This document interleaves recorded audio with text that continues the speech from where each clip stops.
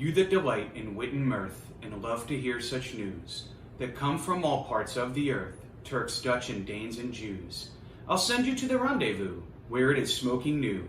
Go hear it at a coffee house, it cannot be but true.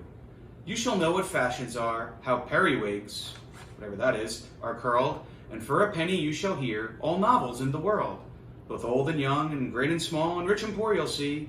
Therefore let's to the coffee all, come all away with me. Hi all, and welcome to Table Talk. Today's Table Talk topic is coffee, and especially the coffee house. Throughout the pandemic, I've drank a lot of coffee. Coffee is easily my favorite drink. Everybody's kind of found their own little things to get through it. Feel free to comment on yours in the comment section below.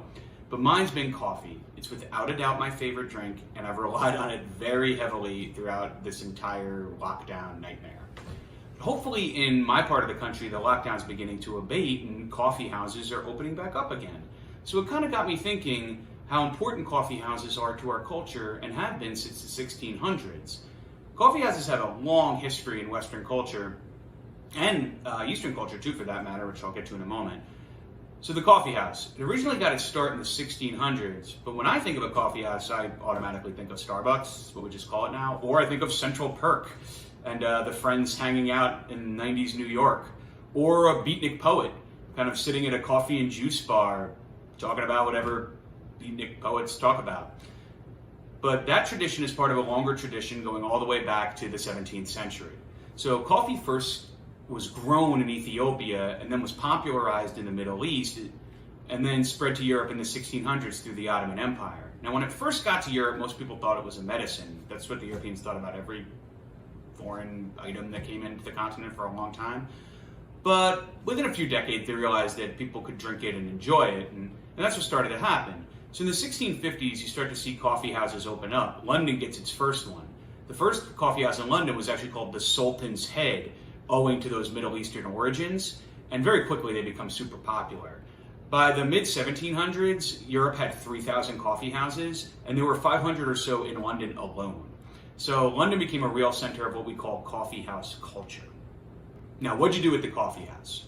Well, you went in and you paid a penny for your coffee. The poem actually mentioned that. So your coffee cost a penny, so that's been a pretty big change between the 1600s and now the cost of coffee. But anywho, what'd you do there? Well, you drank your coffee and you read the newspaper.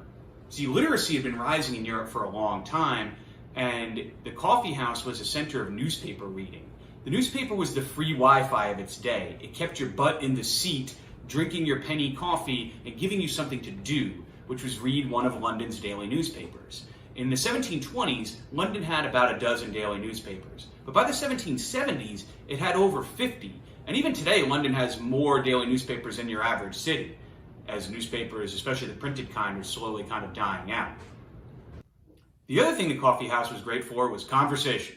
And that's one of the other reasons you went there, to hang out with your buddies. And I say buddies because women generally were not allowed. Coffee houses were a male thing. So that's been a pretty significant change as we moved into the 20th century. They became open to everyone. But at the time, they were male-dominated, and they were an opportunity for stimulating free will and conversation, which is why Enlightenment types like Voltaire, Diderot, and Rousseau loved to hang out at coffee houses. But coffee houses kind of have an underbelly that often doesn't come up, and the coffee that's in your cup or in your pot has to come from somewhere. And the coffee that was served in a London coffee house in the mid-18th century was most likely grown by slaves. Tropical climates are necessary for coffee growing, and while coffee started out in the Middle East, the demand very quickly outstripped the supply once the Europeans got involved, and coffee growing was moved over into the New World, especially the Caribbean and South America, and there it was produced on large plantations with mostly slave labor. The other thing to know about coffee is it's bitter, and most people add sugar to it to sweeten it up a little bit. But the problem with sugar was it was also grown almost entirely by slave labor. So the average Londoner who drank his penny coffee and read the newspaper and hung out with his buddies and talked about the latest Enlightenment ideas was consuming a product that was produced by slaves who were paid nothing, often in some of the worst conditions possibly imaginable for human labor. So while the coffee house is fun and it was a great way to spread ideas, it was an exploitative enterprise, and that's important to understand. Now, coffee houses today, especially Starbucks, make a big show of properly compensating coffee producers and making sure that coffee is produced in an environmentally sustainable way. Their website's full of this stuff. Now, Starbucks mostly gets its coffee from Central America, the East Indies, Indonesia region, and Africa, which are the main areas where coffee is grown just generally. And they claim that the vast majority of their coffee is fairly produced. I did some research on this, and it was surprisingly hard to find kind of contradictory sources on this. There wasn't a lot out there that wasn't just directly gleaned from Starbucks' own press clippings. But it does seem like there is some effort being made to produce coffee in a fair way. That being said, remember the barista who works at your average Starbucks often has a very difficult and demanding job for not great pay and with rapidly shifting hours that it's hard for them to keep track of. So bear in mind with coffee, yes, it's fun. Yes, coffee houses are still a place to hang out at, with Wi-Fi having replaced the newspaper. But there is kind of an underbelly to a coffee house that we need to bear in mind as hopefully they start reopening in the coming months. Thanks for watching this first episode of Table Talk. All my sources and some additional links are in the description below. Please don't forget to like and subscribe.